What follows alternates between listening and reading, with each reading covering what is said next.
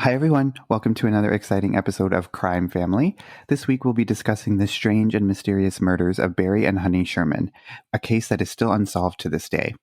Barry and Honey were one of Canada's wealthiest couples, and when they were found murdered in their home in December 2017, countless theories emerged, as well as a list of potential suspects and a family history that goes back generations. So with all that being said, let's get started.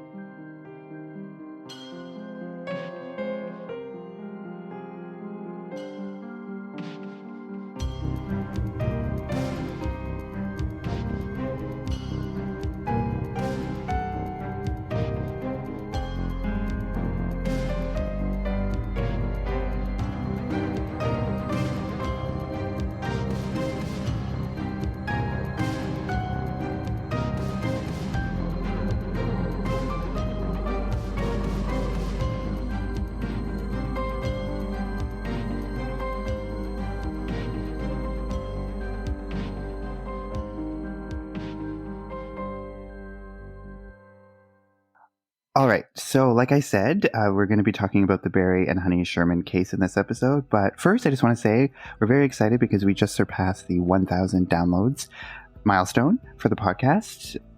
After 6 weeks and 9 episodes, we've reached that milestone. So we're very excited. Thank you to everyone who's been listening so far, everyone who will listen in the future. We hope you'll continue to tune in every week. We have some good cases coming up for you, including the one that we're going to be talking about today. So yeah, thank you so much. I just wanted to say that before we got started. Like I said in the intro, this is the case of Barry and Honey Sherman, and it happened in Toronto, Canada, back in 2017.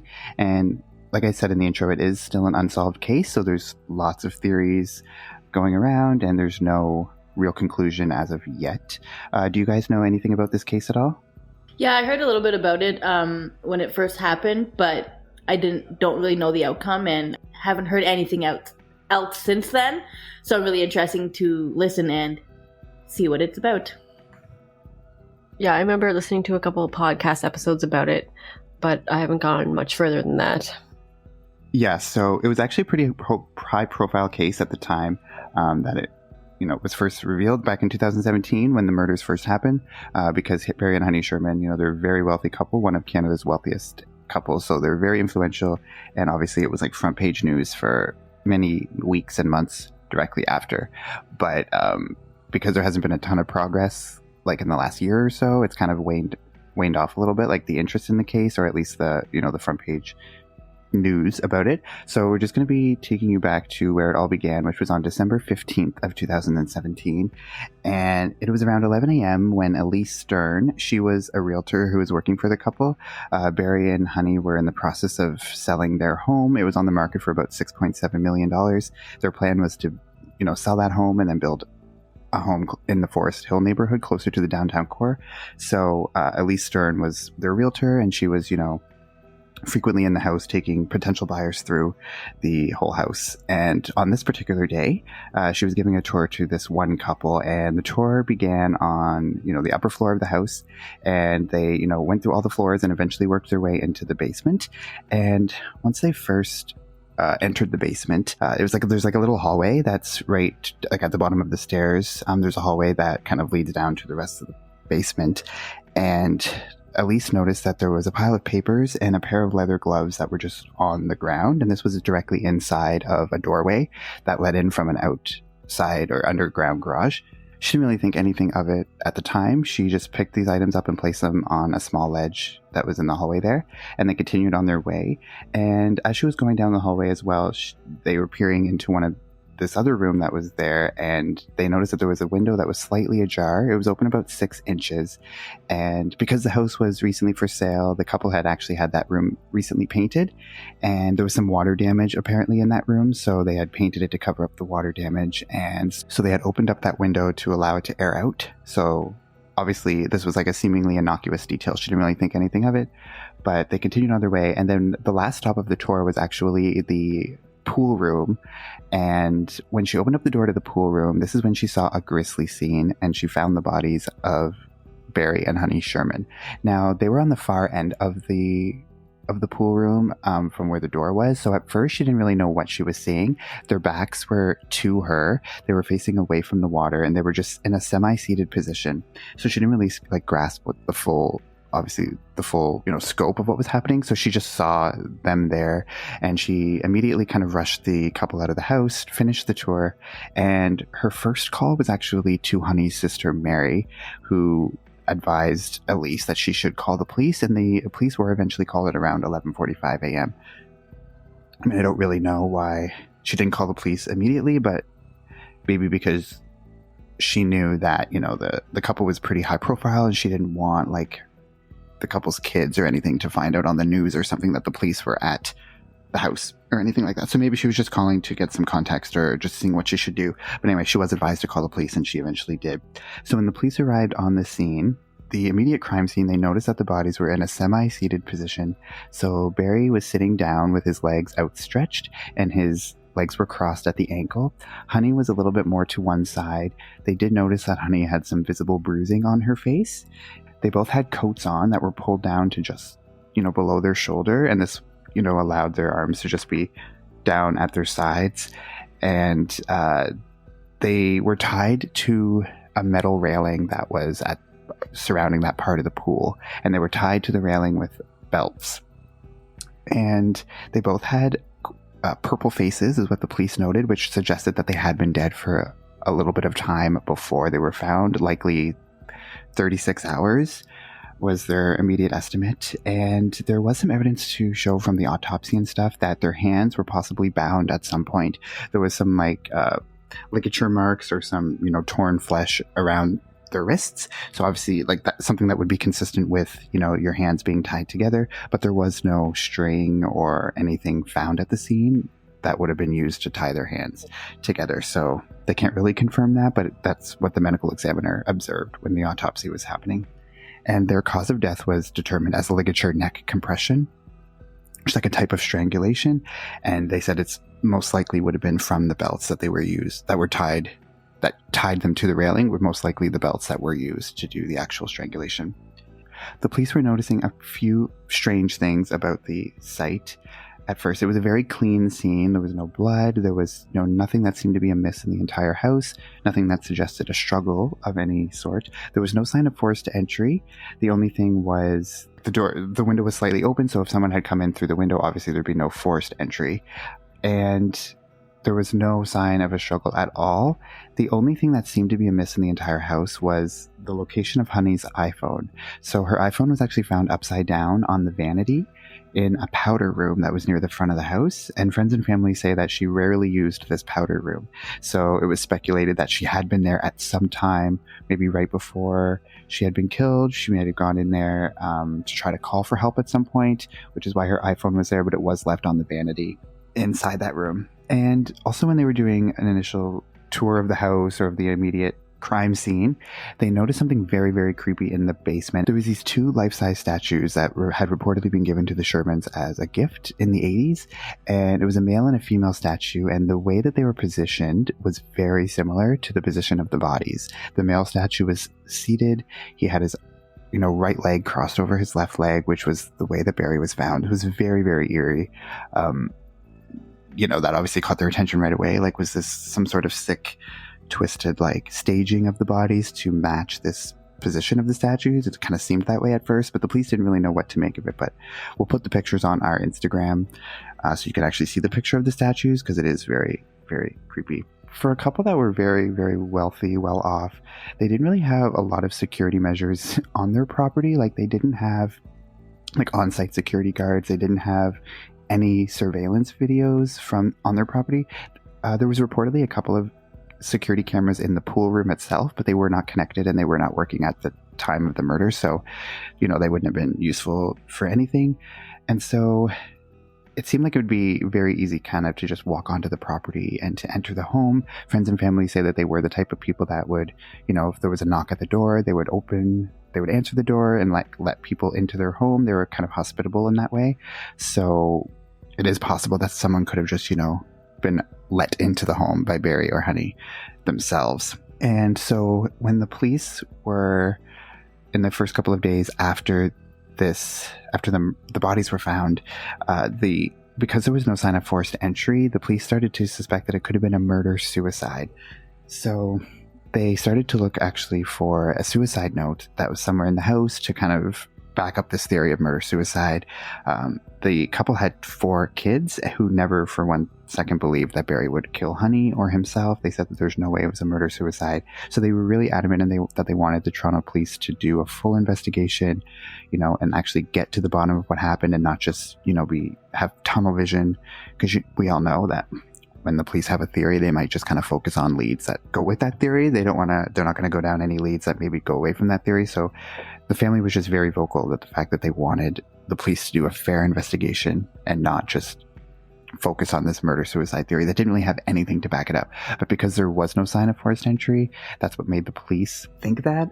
I don't really have a ton of information other than that, like what would have made the police think that it was a murder-suicide other than the no forced entry. But that can be, explained away by the family saying that they were just the type of people that would let people into their home and stuff. So it doesn't seem like there's really enough evidence to kind of go on a murder-suicide theory, especially the positioning of the bodies. It seems very staged, very deliberate. It's not really the position that you would expect a body to be in if someone just strangled themselves in that position. What do you guys think? Yeah, it does seem unlikely to me that it would be a murder-suicide. And also, I remember listening to other episodes about this, about their hyoid bone that was not broken. Usually that's the little bone in your neck that when you get strangled, it usually snaps because of the pressure. But when someone commits suicide by hanging, it usually doesn't break. So maybe that's kind of where their head was going, because they saw that.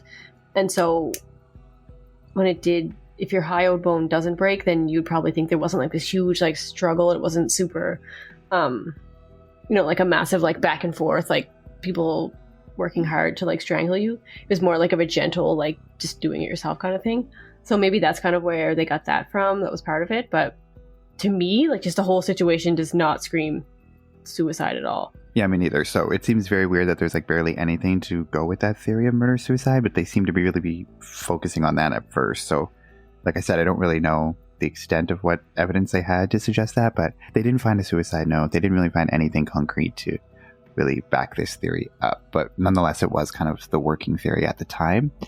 And in the first few days of the investigation, because there was no security cameras or anything of the actual home, the police started to go to neighboring homes in the community and see if anyone else had a security camera that might have caught some activity at the house.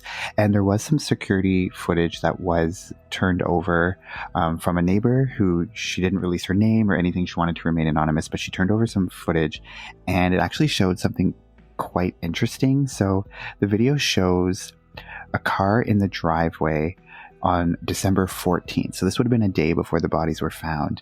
And there's a person inside the car who's sitting in the car for up to 15 minutes at a time and is going in and out of the house several times. So this was very odd. And obviously it wasn't a super clear image, so you couldn't really make out what the person really looked like, or the make of the car, or a license plate number or anything. But for a car to just be sitting there for 15 minutes in the driveway with someone going in and out, it seemed very peculiar. And obviously the police thought that as well, because when they did get this footage, it was kind of something that they wanted to look into at the very least. So that was interesting.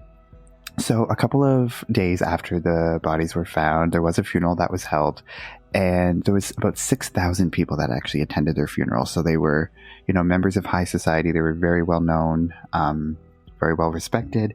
And so, Prime Minister Justin Trudeau was at their funeral, as well as Toronto Mayor John Tory.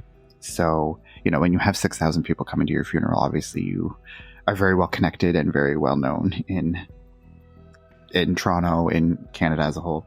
It wasn't until 6 weeks after the murder, around the end of January of 2018. And this is when the police did their first press conference with a first official update of the case. And this was actually after the family of Barry and Honey Sherman actually hired some private investigators who were doing a parallel investigation. Because like I said, they were very adamant. They wanted it to be a complete investigation.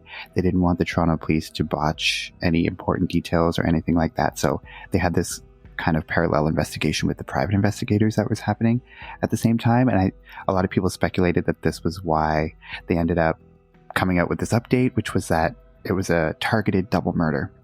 So this was the first time that the Toronto police actually ever said that it was a targeted double murder. And like I said, many people speculated it was because they were afraid that like the PIs were going to discover something, and they didn't really want to be undermined by whatever the PI investigation was uncovering. So as of January 2018, that was the official theory they were going with, was the targeted double murder, which it does seem much more likely just based on the positioning of the bodies and the fact that, I don't know, if it is very similar to those statues and the positioning of those statues. Like, to me, that's something very planned, very deliberate, and not like, I don't think it's just a coincidence that his body, if he was committing suicide, just happened to end up in the same position as the statue in the basement. So yeah, very odd. So that was the initial crime scene and the initial first month or so of the investigation. But I wanted to go into a little bit of backstory of Barry himself, just to kind of give you an idea of his business practices and a little bit of family history. So Barry was very, very smart. He, was a student at U of T, and then he eventually went on to study at MIT in Boston. He got a PhD in engineering. And when he was a student of U of T, he actually worked at Empire Labs, which was a pharmaceutical company that was owned by his uncle, Lou Winter. And so while he was a student, he kind of worked there a lot and kind of worked his way up in the company. And after he graduated from MIT with a PhD, he ended up going back to Toronto and continued to work for Empire Labs. And then shortly after that, Lou Winter died suddenly, and his wife actually died. He and his wife died a week apart from each other, which was pretty sad. And at the time they had 4 young children. They had 4 boys, and so now these boys were essentially orphans. And it was very sad because it was very unexpected, and for both of your parents to die within a week of each other, it was unforeseen. So when Lou Winter died, Barry had worked his way up into the Empire Labs quite high at that point, and he ended up taking over Empire Labs. And when Lou died, there was sort of an agreement that was in writing that Barry would have to allow Lou Winter's 4 sons to work for Empire Labs when they turned 21. They would also get, a portion of the royalties from some of the products that Empire Labs sold, and they would get like a stake in the company, and they would get all of this money in the estate. So they did have a big interest in this company, and they were going to be getting a significant portion of it just as part of the agreement. However, Barry ended up selling Empire Labs, a few years after Lou had died, and when he sold it, he actually ended up basically voided the agreement that he had made that was going to give his 4 cousins all of this fortune. And he knew at the time that by selling it he was going to void this agreement, but he did it anyway. And so it effectively robbed these 4 boys of a huge amount of money and stake in their father's company. And he used some of the money that he got from selling Empire Labs to start Apotex. And now Apotex is what he eventually became most known for. It was ended up being one of Canada's biggest pharmaceutical companies, probably around the world as well. But it was a generic drug company. So a generic drug company, like they they basically make knockoff versions of like the name brand products. So like Tylenol, Advil, instead of buying those, if you're buying like acetaminophen, but you're buying, not the Tylenol or the Advil brand, it's probably an Apotex product, is a generic version of that. So as you can imagine, it was pretty much an upset in the pharmaceutical community, because all of a sudden this little guy comes in and he starts Apotex, and he starts basically knocking off their products and selling it for half the price. So like half their profit is just getting taken away from them. And so this upset a ton of people in the pharmaceutical industry, because you can imagine, I feel like people in the pharmaceutical industry are competitive and cutthroat, so they're not really going to take kindly to some newbie coming in there and like stealing half their profit away from them. And so yeah, for years, Barry had kind of worked his way up to amassing all of this wealth. And like I said, Apotex ended up being one of Canada's biggest generic drug companies, worth billions and billions of dollars. So Barry was also known for being very litigious. He would go to, he would sue lots and lots of people. He had lots of lawsuits over the years. He was kind of what he was known for. One of the things was like finding loopholes in like contracts, and he would take people to court and sue them for millions and make them spend all this money on the court process. And it seemed like he kind of got a thrill out of doing this. He really enjoyed taking down the other companies with these lawsuits. But it wasn't just these other pharmaceutical companies that he was doing this with, it was also some of his own family members. It was reported that his own son ended up having to owe him tons of money back. I think it was like in the millions of dollars, because a judge had ruled that his son had owed him this money. And then also he had a legal battle with the 4 Winter cousins, because eventually they found out that Barry had robbed them of this fortune that they were supposed to be entitled to. So they ended up taking him to court to get their due. And their argument was that they were, obviously they were supposed to get a portion of the Empire Labs fortune, but then their argument was that if it wasn't for Empire Labs, then Apotex wouldn't exist. So they believed that they should get a portion of Apotex's fortune as well, because without Empire Labs, there would be no Apotex. So this was an ongoing legal battle that was happening in the years before the murders. And actually the timing wasn't great, but it was like very shortly before the murders, a judge had actually dismissed this case and said that there was no legal grounds for 4 brothers be suing Barry. So the case was dropped, and obviously they were devastated because they thought they were going to get this huge payout and they were going to get all this money that they were supposed to be getting. And obviously it doesn't look good on paper when you look at right before that, they lose this huge legal battle, and then Barry and his wife end up dead. So that didn't really look good right out of the gate. Do you guys have any thoughts about like Barry's like the family history or any of his like business dealings or anything? I feel like it's like, I wouldn't say sketchy. Like he's a man with all this money and like he thinks he can do no wrong and he thinks he can like get away with everything and like just pay people off for different things. Like the fact that he gets off taking people to court because he knows he can win and he has the money to. It just, I don't know. I just don't like people like that, like taking advantage of other people who are in your family too. Like it's just, I don't know. It's just not a way that business should be done. Yeah, and it definitely seems like it's almost like an ego thing with him, right? It's like, I'm super smart and I can get away with this, so I'm going to. And just, I don't know, it almost seems like a pastime or like a hobby for him. Like I remember also listening to one of the podcasts where it was like they built like their house, which was like millions of dollars, and then they sued the contractors for like almost all of that money. So they didn't even have to pay for this house, and their contractors ended up losing all this money. And it's like, well, maybe the contractors did something like shitty and sketchy they shouldn't have, but it's just like, like why do that kind of thing? Like,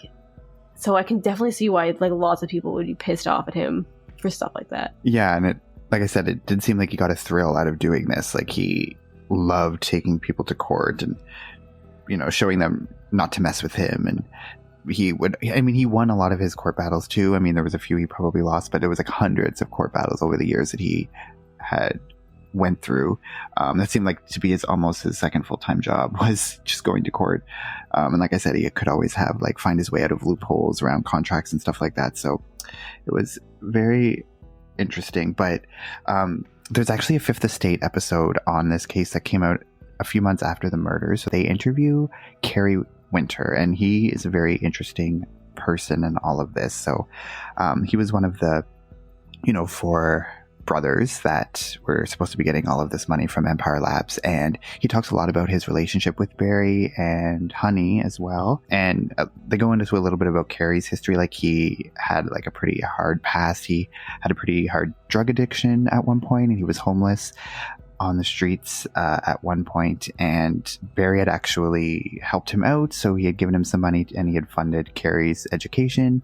He financed a home renovation business for Kerry and had bought him all this stuff to kind of get him up on his feet. And I don't know if this was sort of Barry's way in his own mind to like make amends for screwing Kerry and his brothers out of all of this fortune. But I believe the Fifth Estate episode, they do state that it was about $8 million that he ended up giving to Kerry between funding his education, financing this business, all that stuff. It was about $8 million.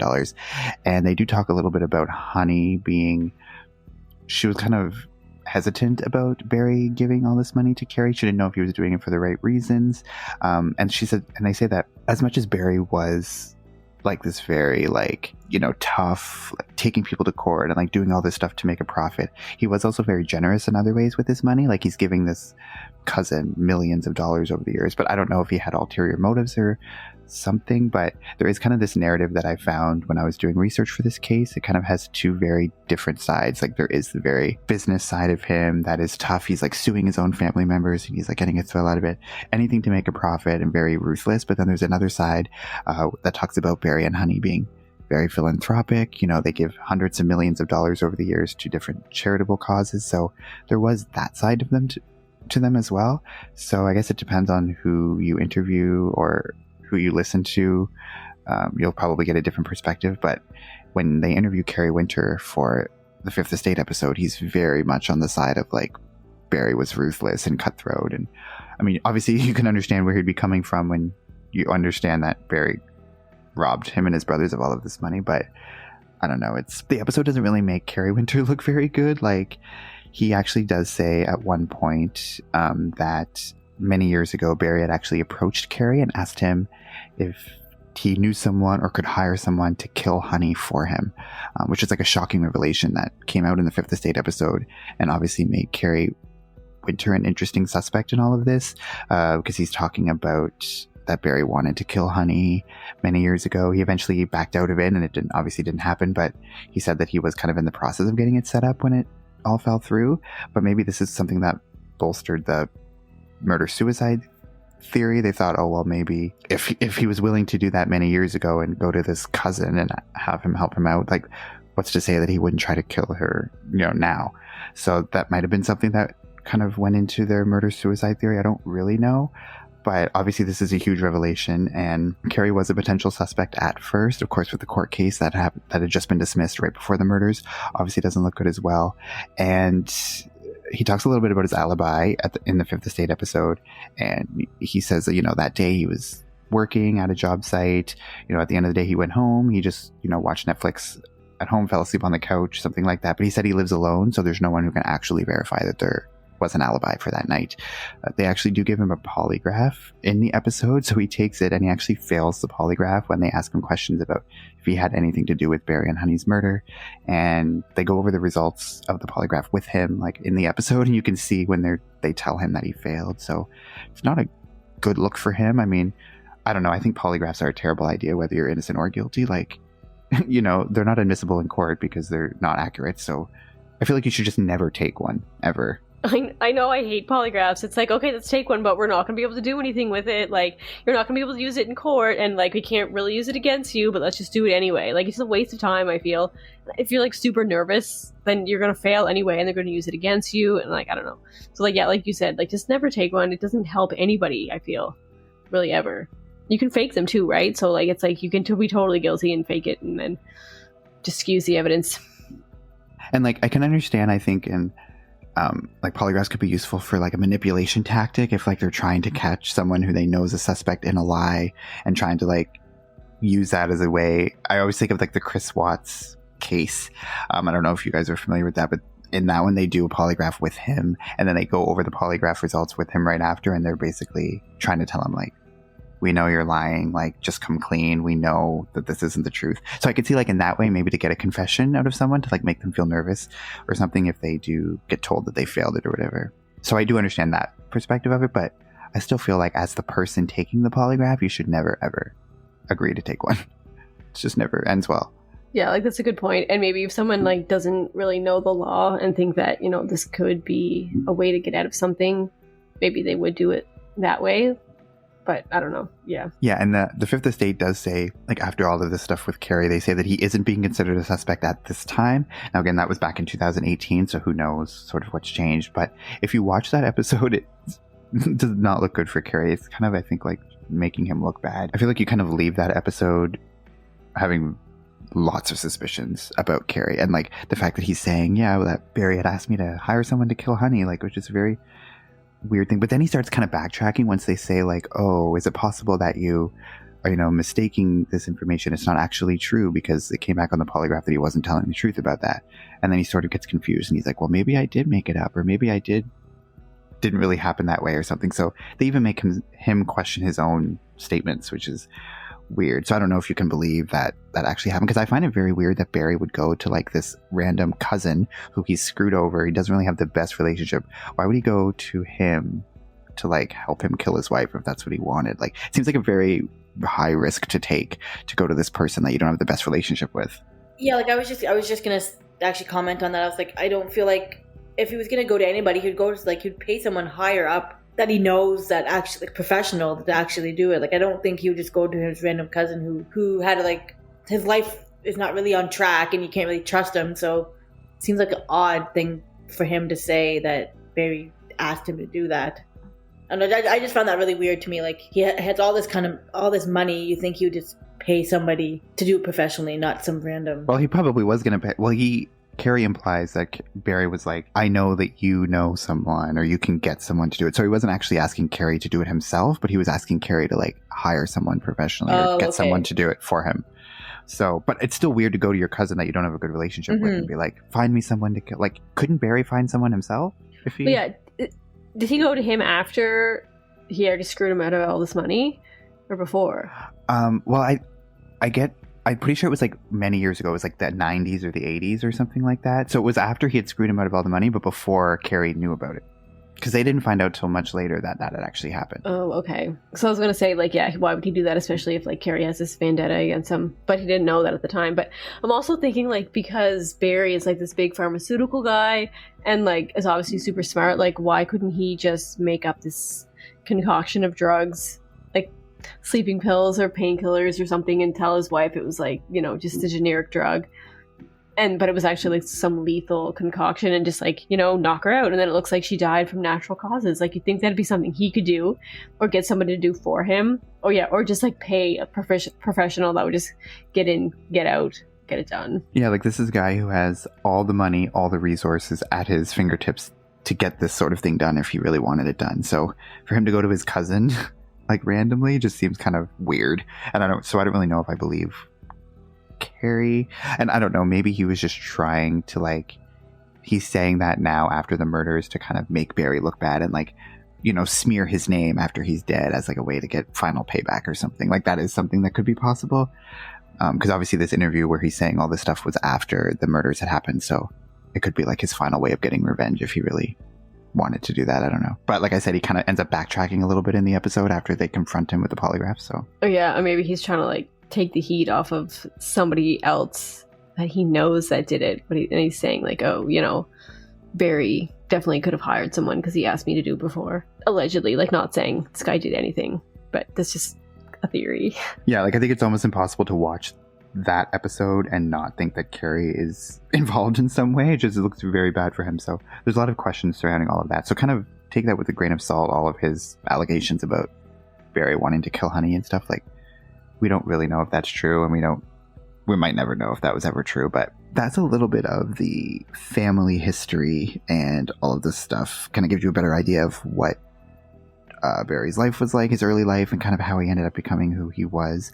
But what do you guys think of like that dual narrative, like of being very, very cutthroat on one side, but then also being very philanthropic? I mean, both things can exist, right? Like, you can be both things, but I just find it interesting that there's two very different narratives depending on who you believe. Yeah, it almost seems like, you think about it, like Barry obviously had like a really great work ethic. Like, he obviously worked really hard.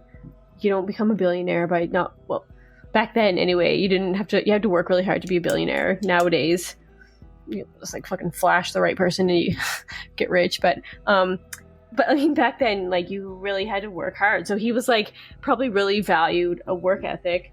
And maybe he saw that his cousins really didn't earn that money, so like they really didn't deserve it. So that's kind of where his head was at. And then also because he had all this money, like him giving money to people looked good on him, right? It was like he earned this money, he could give it to people that he thought maybe he really did like think that people deserved it, like the charities and stuff. I don't know. I don't think it makes him a bad guy to really value that kind of work ethic, though. So it really is hard to kind of decipher where he really is. I was just thinking, like, maybe he had to put on like a facade for the business aspect. Like, he has to be like really cutthroat and very hard looking, because he had like all this money and like all these people looked up to him, and so he had to be that type of, I don't say role model, but he had to be the type of like hey, the good work ethic. But then he had to put that aside and then come home to his family and have like the nicer, like generous and kinder side to him. So it's kind of like playing like two personalities type thing, but one for work and one for home type thing. Yeah, it's like he really valued money, right? So it was like, if you worked hard and deserved it, then you should get it. If you didn't, then you shouldn't. And if you're like a like a cause that he believed in, then you deserve it as well. So I feel like that money was really his driving factor in life. Yeah, and I mean, it worked for him. Like, Forbes says that they were the 12th wealthiest couple in Canada, which is pretty crazy. Some publications say that they were the 15th, or some say they were 18th, so maybe it depends on when it was published. But yes, Forbes said they were the 12th richest, so they have a shit ton of money, basically. This is the bottom line. But I think the whole point of going into like the backstory and everything kind of shows you that there are many people who would have a potential motive to kill Barry and his wife. Like, just think of all those pharmaceutical executives who are so pissed this guy comes in and takes away half their profit, making things really competitive, taking them to court, like suing them at every turn. Like, he's like a thorn in the side of these people.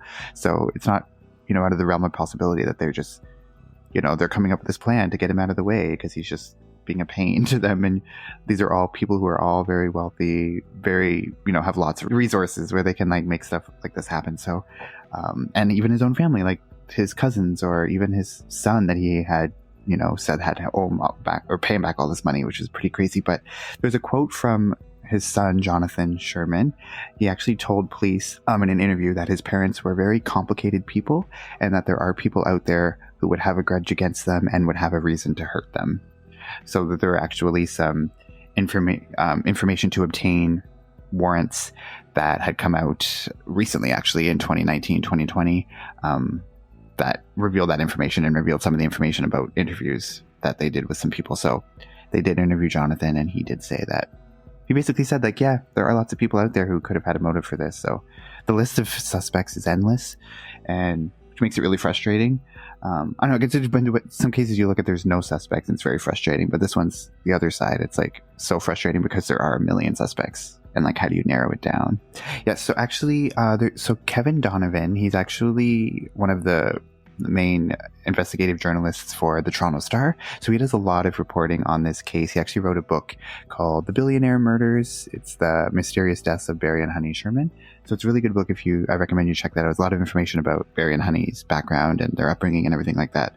So if you want some more information about that, I definitely recommend you check out that book. But he also has done some investigative pieces about the investigation, and he actually goes into a lot about the family succession battle. So there's actually a video on YouTube, so we'll put it in the show notes, but a link to the video. But he talks about the infighting within the family of the fortune, because obviously there's the question of where's the money going to go and who's going to get control over the estate and everything like that. So there was a huge succession battle happening mostly among the four kids. So they had one son and three daughters. They had Jonathan, and then three daughters, Lauren, Alexandra, and Kaylin. So there's actually pretty interesting. So the couple's house and the land was actually transferred to the estate and the children in August of 2018. So that was about 8 months after the murders. And then 2 days after it was released to them, it was sold. The house had since been demolished. The kids said that it had just bad memories. They didn't really want to be reminded of it every day. So after the investigation was over, they had taken all the evidence from the crime scene. The house was demolished. And Kevin Donovan says that one of the sisters had actually thought that Jonathan might have been involved in the murders of their parents, which obviously put a rift between the two of them. So it's not like for really close, happy siblings or anything after their parents die. There's a lot of fighting over money and everything like that. So there was also a lot of fighting because Jonathan wanted to do some like frivolous things with some of the money. He actually had approached I believe it was Alexandra. He approached her and he wanted to take some of the charity money and build a premium ice rink. He said he needed like $50 million to do that. And obviously, and then Alexandra, she was a nurse. She was very, empathetic. She wanted some of the money to go to, fund homeless shelters in the city or education programs and stuff like that. So she wanted to put it towards actual useful things. And he wants to go build a premium ice rink. So, and she had actually apparently questioned him about his involvement in the murders. So, and he's kind of gone on the record and said some not super flattering things about his parents. So, I don't know. It's kind of weird, but, and then if you look into the fact that he owed his dad all of this money and stuff like that. So there are a few things that kind of make you look at him a little bit, but obviously nothing's been confirmed or anything like that. Yeah. Did you guys have any like last comments about like the family or like the family history or anything? Or well, it seems to make sense that maybe somebody was in the will and then they got wind that they were going to rewrite their will, write them out of the will. So they had to kind of like take action before that happened. Because I mean, when someone has that much money and you're going to get that much money, you want to make sure you get it regardless. So, I mean, that makes sense that something like that could have happened, but I mean, who knows? Like, I feel like in a lot of cases, right, it's follow the money, like where the money is going, like look at the will and all that stuff. I feel like that's, in a lot of cases you see, it's like somebody killed somebody for their life insurance money or to get like part of the will or whatever. So it's not out of the realm of possibility that could have happened. But yeah, and like, you also see cases where it's like somebody owes you a ton of money and even killing them is not going to get you that money, but it just will make you feel better because you got them back. So that could be that kind of thing too. Yeah. And like I said, it's so many frustrating things about this case because there's literally so many possibilities, so many people that would have a motive. Like, just think of all the people he's taken to court over the years. Like, all it would take is one of those people to just be like, no, I've had enough of this guy. You know, so lots and lots of potential suspects. But I do have a timeline of the like events from when they were last seen to when the bodies were found. And I think it's really interesting. It might give some more, might lead us to more theories of what we think could have happened. So like I said, their bodies were found on December 15th, the morning of December 15th, but the police theory was that they were actually killed about 36 hours prior on the night of December 13th. Now, December 13th was the last night that they were both seen alive. So around 5 p.m., there was a meeting at Apotex headquarters, and both Barry and Honey were in attendance for that meeting. They were actually meeting with a home builder, a subcontractor, and an architect, and they were going to be discussing the building of the couple's new home. Because remember, I said that they were in the process of building a home at Forest Hill neighborhood. So they were meeting with these contractors to discuss the building of that. This is according to the CBC. So the CBC also suggests that these three people that they had a meeting with may have been the last three people to see the couple alive, except for the person who killed them. So the meeting went until about 5:30 p.m. and then Honey left and drove home. So I actually went to Google Maps and mapped this out. So their home at 50 Old Colony Road was about 15 to 20 minute drive from Apotex headquarters. So if Honey leaves at 5:30 p.m., she's home, you know, roughly around 6, taking into consideration traffic and everything like that. Cell phone records show that at 6:21 p.m., Honey made a 5-minute phone call from her cell phone to a friend, which appears to be the last time that anyone ever heard from her. So we know that, you know, she got home at 6.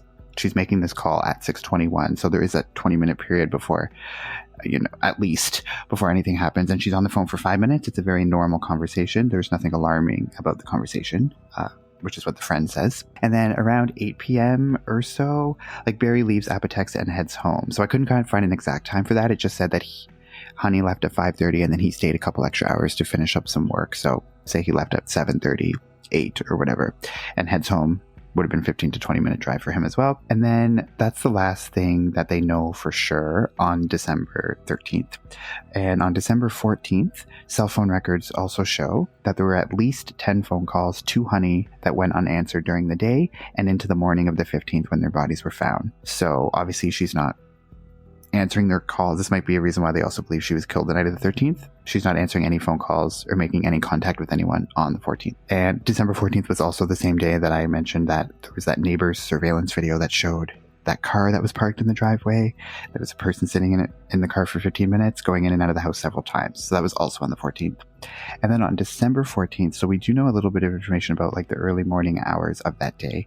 So at around 8:25 a.m., the family's housekeeper arrived at the home. And she claims that she waited at a side door for a little bit to let in a personal trainer who was also scheduled to come. She would come in every Friday to work out with the Shermans. So the housekeeper was going to be letting the trainer into the home. So the housekeeper says that normally the couple would greet them as they were to come in the house, but there was no sign of them at all. The newspaper was still like at the front door, which is very odd. Normally Barry would be reading the newspaper when they would go in to see them in the morning. So they thought that was a little bit weird. And they also noticed when they entered the house that the alarm system was off. And they said this was very odd because they had both worked for the Shermans for about 3 years. And they said this was the first time in the 3 years that the alarm system was off when they would enter the home. So that also was a little bit suspicious to them. So the housekeeper says that she went upstairs to check if maybe they were still sleeping. They had slept in or something like that. The bed was made, but it was a little bit untidy.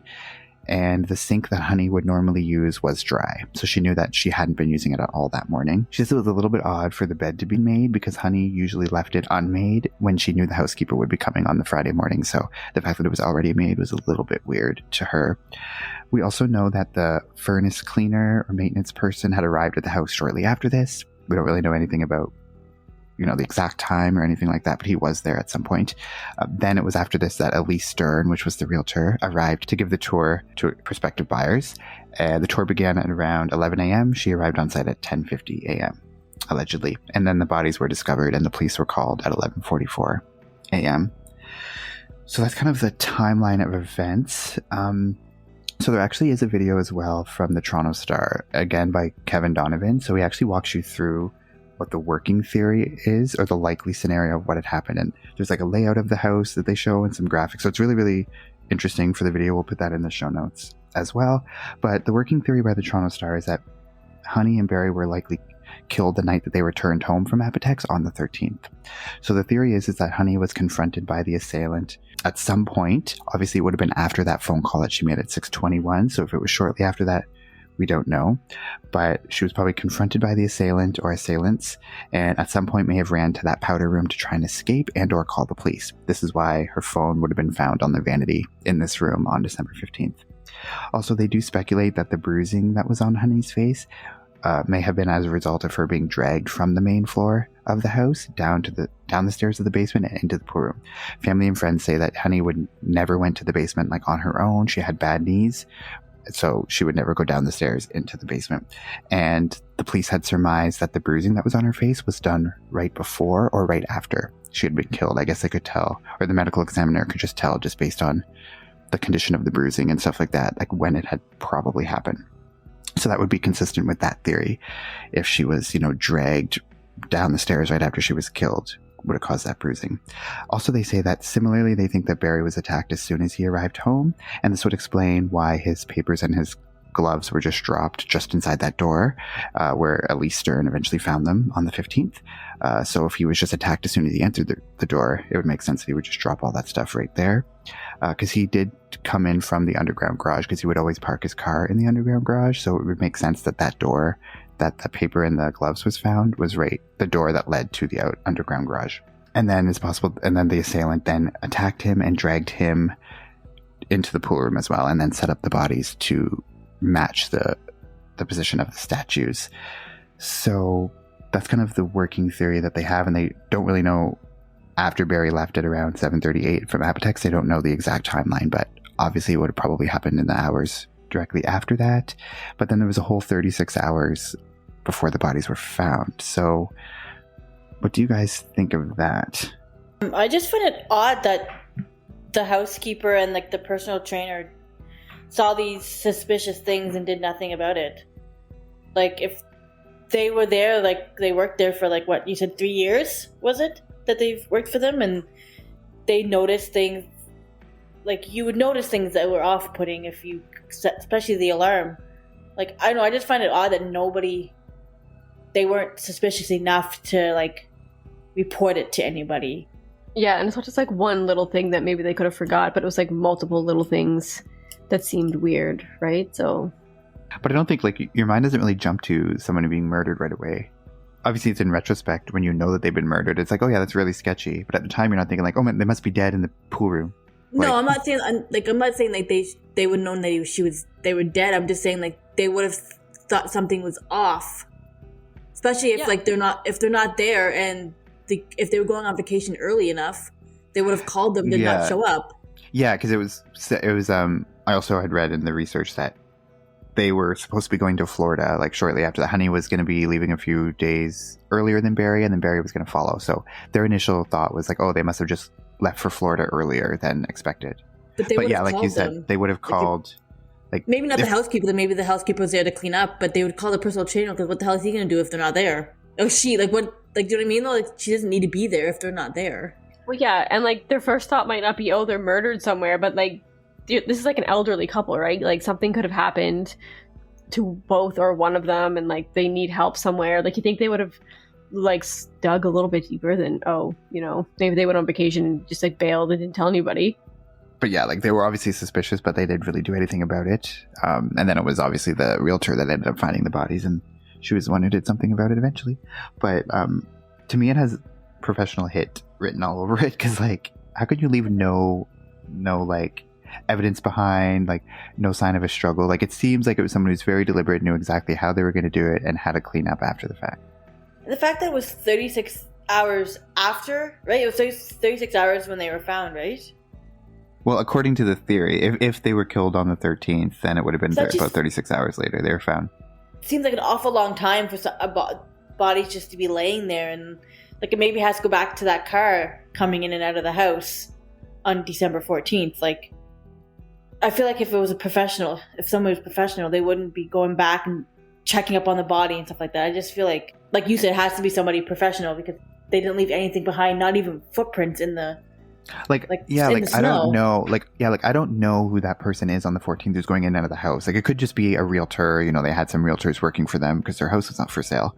So that is possible. But if it was a realtor though, like, and that was released that like, oh, this person's going into the house multiple times. If you were the realtor, wouldn't you say like, oh, that was me? Like, nothing to worry about. Like, if it was you. So the fact that nobody came forward and said who it was, that it was them, like, why would you not come forward with that unless you had something to hide? Yeah, I feel like that person is key, right? Because like they don't want to come forward. Nobody knows who they are, right? So it's like they're keeping this secret for a reason, right? So like it has to be like. But I also can't imagine that like if this person is a professional, they're not gonna like come back the next day in broad daylight and go in and out of the house multiple times.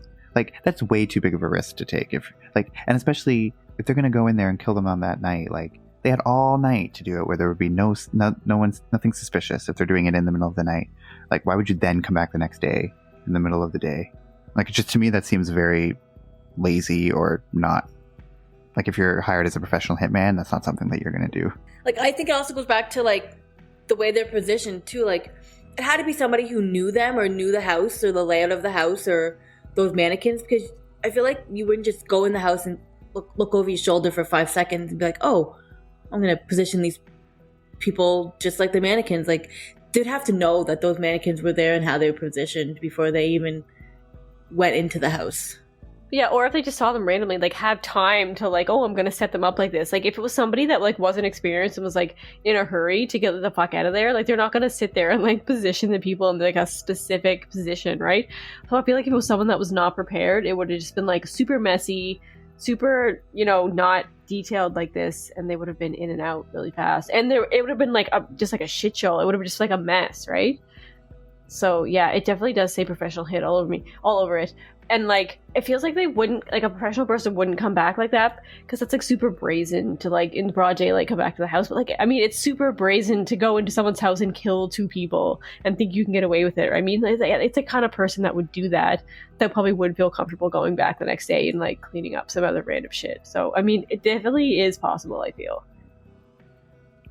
Yeah, and it is possible. Like, I feel like anything in this case, anything is possible. It's so crazy. But also, family and friends did say that Barry and Honey were the couple. They did leave doors unlocked a lot of the time. Like, there was frequently going to be a couple of doors that were locked. So is this someone that knew that they kept doors unlocked? Because there's no sign of forced entry. So obviously the person had to come in through an unlocked door, through that window that was slightly ajar. Like, there's no forced entry. There was also, reportedly there had been a series of robberies, like, shortly before the murders, where people were getting their houses broken into, and Barry and Honey's house was broken into shortly before that. Someone had come in through the skylight. They had like put the rope down, and they like went down into like the bedroom or the bathroom, and they were trying to steal Honey's jewelry, something from like a heist movie or something. But I don't know, like, if there was like a latch that you can open to come in through the skylight or something, because otherwise you'd have to like break open the skylight, which would be forced entry. So, and also it just seems like it'd be easier to just walk in through a door if it's unlocked. Like, why go through the effort of going through the skylight? But is this someone who knew that they left doors unlocked? Someone who knew that what their schedule was like? They weren't going to be home at this time, so they could go in and like meet them when they would come home. Yeah, I was just gonna say that. I was gonna say, like, it had to be somebody who knew their schedule, knew when they're gonna be home, knew the exit and entrance points of the house. Like, knew where the pool room was. Like, it had to be somebody who knew the house and knew them and knew their schedule. Because I feel like if it was somebody random, it would just, like Katie said, it would be too messy of a crime scene. But this one was like perfect and pristine. Like, it just, it doesn't really make sense to me. It seems weird. Like, yeah, if it was like some random person that was like killing people, like, it makes sense makes sense to them probably that they would do this elaborate like scene. But if it was like somebody that they knew, that did it themselves, or somebody that they knew and hired someone to do it, like, why make it look so obvious that somebody had planned it and did it, like, why not make it look like an accident, right? Like, you think that if you try to get away with it, that'd be the easiest thing to do. I mean, this is an old couple. Anything could have happened to them. Make it look like they fell down the stairs or, like, I don't know, drowned in the pool, got in a car accident or something. Like, why not make it like that instead of, like, super staged and, like, obvious? Like, that just seems super strange to me. It stands out. Like, it just seems like it was like some weird sick game. It's like they just wanted to, like, put them in those poses and, like, to match this statue. Like, the only reason for that is to just have fun with it after the fact and, like, rub it in. And well, yeah, it's like showing off. It's like, look what I did, right? Yeah. It's kind of like humiliating them after they're like gone. Like haha, like you can't get me or whatever. Like, this is people are gonna see you like this. It's like a mocking thing, like kind of to the police, like, catch me if you can, like, to me anyway. And it's like, yeah, a random person who's just breaking into the house who's like gonna get the fuck out of there right away is not gonna take the time to do that. If it was a professional hitman, like, that still doesn't, even if they know the exact person who did it, like, that doesn't really solve it anything. Like, someone would have had to hire that person to do it. So, like, they would still need to uncover, like, who was the person who set it up, who set it into motion. So just finding the actual person themselves who physically did it isn't necessarily ending it. Like, you still have to find out, like, who wanted that to happen.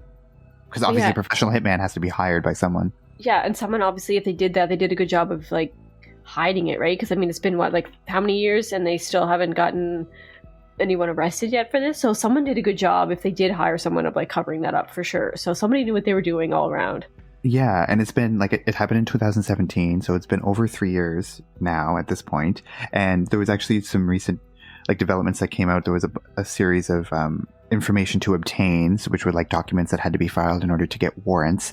And that was where, like I said a little bit before, that was where all the interviews that they did with Jonathan came out.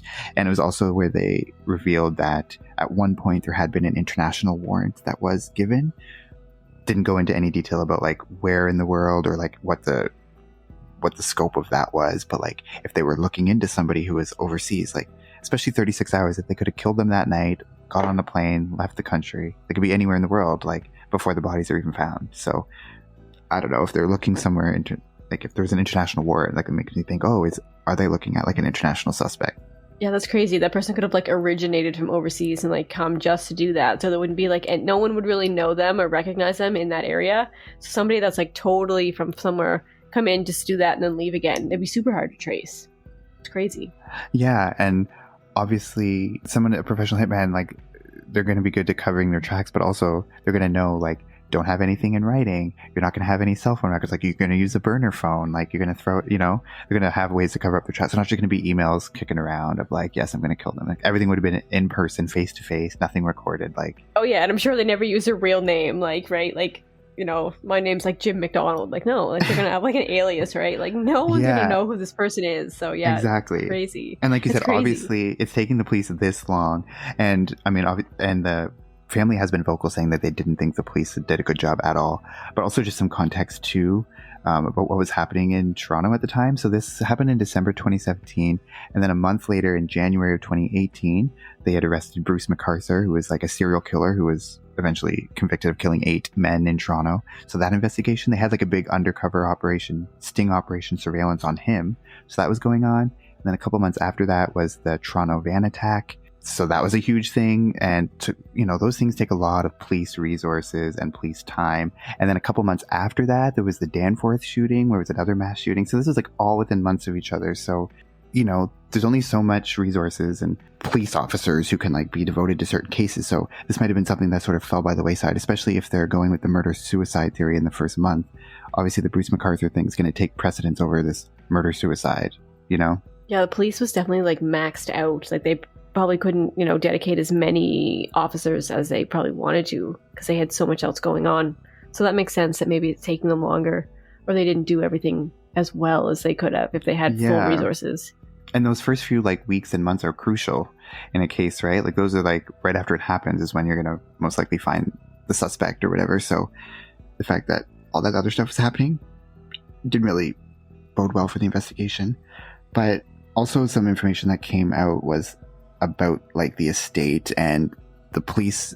One of the main police officers who was assigned to this case did say that, like, he couldn't really talk about the estate because I think Kevin Donovan had tried to, when he was doing the investigation about all of, like, the the succession battle with the kids and everything, trying to get into information about the estate, he was told that they couldn't really talk about the estate because the estate was very important to the case and very much tied to the investigation. So it makes me think that there was someone in the family, something to do with the estate and the battle over that.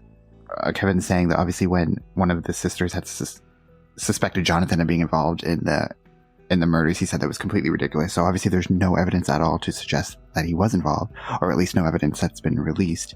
But like just some of the quotes, like there's even a quote from him that says, like, he described his father as brilliant but lacking in emotional and social intelligence, and he also described his mother as smart, abrasive, and high energy. Like, I find like abrasive is a very weird thing to kind of describe your mother who just had recently been killed. Like, it's not like the most glowing adjective to use. Yeah, it definitely seems like there's some animosity going on there. And like, yeah, the fact that you said that it has something to do with the estate, like it points to like a hitman, like a hired killer more and more. Like every like point that you make, because somebody that had to do with the will or involved with the estate had something to lose or were pissed about something, so they hired someone to do it. Because it's just so clean that there's no evidence left at all to point to anybody that it was someone that knew what they were doing and was able to even take their time in there if they needed to, or get in, get out really fast. Just either way, it seems to be a hired hit. When you look at all those like top pharmaceutical people who could have had a motive to do it, like I said, these are people who, if they wanted to, they could very easily have the money and hire someone to do this. And there's so many different people that he screwed over the years. Like, it could be anyone. So it could just be some random, executive at some pharmaceutical company, not even connected to the family or anything. But the fact that the police did say that the estate was somehow tied up into it makes me think that it's not just this random pharmaceutical. Like, that wouldn't have anything to do with the estate necessarily. Like, that's just, business dealings. But when you say estate, it makes it seem like family. Yeah, it's definitely some sort of family or like personal thing that happened. It's crazy to think. I don't know, these people are just like high society, like elite, like can get away with anything, I feel. And that's probably their mindset in this.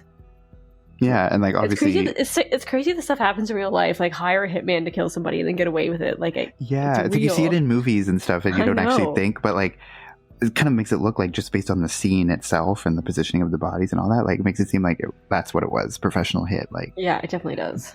Like, I don't know, and obviously the police aren't revealing all the information they have. They did describe the investigation as still very active and ongoing, so they said it hasn't gone cold. They're still following leads, and there's a bunch of warrants they've gotten a bunch of warrants to like do searches on cell phone records and financial records, health records of Barry and Honey. Like, they're going deep into this. So they had, at one point, there was a $10 million reward that was being offered to anyone who knew any information about what had happened. Kevin Donovan actually said that there is a suspect, but there's no charges or arrests or anything yet. But there is a suspect or a person of interest that they have in mind. So he thinks that it's like they know probably who did it and they have a good basis for it, but they don't have no hard evidence to really be able to charge him. So that's what's taking so long. It's like, why there's this delay. It's like almost going on 4 years now. Because like, if it is, like, which makes me think it's a professional hitman. Like, there's no emails, there's nothing, like no transaction, like, you know what I mean? Like, no, nothing. Yeah, obviously. yep. Because if you're good at what you do, you're not going to like leave any trail. Yeah. There's no like paper trail. There's nothing for them to like find out. Like, it has to be like a money trail. They would have had to pay this person, like follow the money. Like, is there? But it could have been like money cash. wired. But if they like wired money to some international entity somewhere to do this, like there has to be a record of that somewhere. But obviously, these are good people who are good at covering up. Obviously, they know all the tricks of the trade. Like, they're not going to be silly enough to just like do everything out in the open. But that's what makes me think, like, that person who is like on the 14th just going into the house, like, you're not going to do that. Like, if it's professional, we're saying, oh yeah, they're good at covering up their tracks, but you're also going to go the next day in broad daylight, in and out of the house multiple times. Like, that doesn't really fit with like everything else that seems to. Maybe they just knew, obviously, like they knew their schedule, and nobody was like planned to come to the house that day. There's like no open houses, like the real estate people weren't supposed to be there, like nobody else was supposed to be there, so they figured it was easy for them to get in. But why wouldn't they just do it the night before? But I don't know. Yeah, that's true. And they I think it was the housekeeper in like the article I read. It was from the Toronto Star, I believe, that described like all of the timeline on the morning of, and they said the housekeeper said that there's never anyone scheduled on the Thursday. Like Thursdays was never a day that they had anyone scheduled to be at the house. So if it was someone who knew that, was like, oh, no one's going to be here. But they must have known like there's surveillance cameras in the area, maybe. Like it just seems very. But also it's like, if this person had surveillance video of the 14th, where's the surveillance video of the 13th? I want to see the surveillance video of that night. Like, how do they have that but not the 13th? Yeah. Like that would show you like if someone's pulling up into the driveway, like, or just walking into the house. Like maybe they do have it and they just haven't said anything about it. Maybe. Because they're obviously not revealing all the evidence. Like, yeah. Because if it's still an active investigation, so they're not going to say everything they have. Yeah. It's just weird that they're like, oh, we don't know who this person is. But like, if they already know who the other person was the day before, then why would it matter? Kind of thing, right? Like, they must be, I don't know. It's just weird. But apparently they have a suspect in mind, but there's no details about who that suspect is. Do you guys have like, if you had to think of like one person that you could like think it might be, do you even know? Do you have like a theory in your mind? Everything's allegedly, of course. I would think it would be like one of his cousins who got gypped of all that money. Allegedly. So you think they would? Do you think they were just like pissed that yeah. case was dismissed and they just wanted to get back at him? Yeah. But that's the thing. It's like there's so many possible theories and scenarios and suspects. I don't even know if I have like a person in mind. It's hard to think like if the son allegedly, but like just the way he's describing his parents is kind of weird. And obviously his sister was kind of suspicious at one point, but I can't confirm any of this. It's alleged, but I don't know. Maybe they should like maybe look into him a little bit more, or maybe they are. I don't know. Yeah, I can't pick out one person that I feel like stands out stronger than anybody else. So I can't pick somebody. It could be anyone, I feel. It's just what makes it so interesting. Like there's so many people. But depending on who you believe, he had made a lot of enemies over the years with his business practices, so it could be anything. But also, why'd they have to kill Honey too? Like if they really wanted to get him, but she probably saw who it was. Yeah, she was just there, so yeah. Yeah, but it would be someone who knew their schedule, like knew that they weren't going to be home. Like that's the thing. I feel like a random person who's just like a competitor of his isn't going to know. I know, or they just got lucky, right? Like they just happened to get there at the right time. That could have happened as well. That's true, but also, like I said too, like that person could have hired someone to do surveillance. You know? And be like, just get their schedule for like, you know. Yeah, I feel like if you're going to plan this, you're definitely going to like do a stakeout and figure out their schedule and make sure you're not going to get interrupted. Obviously, like I said, it's still ongoing, so there's going to be updates, I'm sure. I hope it's somewhat soon. We're going on 4 years now, so I really hope we do get something, but we won't really know anything for sure until the charges happen, and it'll be so interesting, though, once they, like, arrest someone and charge, like, to hear, like, the details about, like, what actually happened, like... I know, I can't wait for them to release the details and, like, see who they think did it, and the court, and to see what happens. It's going to be super it's going to be, like, a huge, like, it's going to be, like the case is going to be like, you know, a trial and everything if they hopefully gets to that if they find the right person, but it'll be crazy. This is definitely going to be a movie too in the future. Like I think this is going to be a movie or a documentary or like a something. Oh yeah, I feel like it will be for sure. Surprised it hasn't been already, but yeah. But I guess you can't really do that until you know who did it. Unless it's just going to be speculative, right? Like if since they know there's like but since they know they're working on a case, it's not like it's a cold case, right? They know something's coming, so they're going to wait probably till the end. Yeah. So they can actually conclude it. Yeah. So, and we will also update you as well because we want to know, and I'm sure you do too. All right. So, very interesting case. So, thank you for listening. As always, you can find us on all the social medias. You can find us on Instagram at Crime Family Podcast, Facebook, Crime Family Podcast, Instagram, you can find us at Crime Family Pod 1. And we do have an email. So you can send us your suggestions, your feedback. If you have a case suggestion you want us to do in the future, just send us an email at crimefamilypodcast@gmail.com. Thank you so much for the 1,000 downloads. We appreciate that. Thank you for your feedback. We'll make sure to always drink lots of water. We got to stay hydrated. I hope my mouth wasn't too dry for you, Jamie. So you always can learn and can always do better. So thank you so much for listening, and we'll see you next time.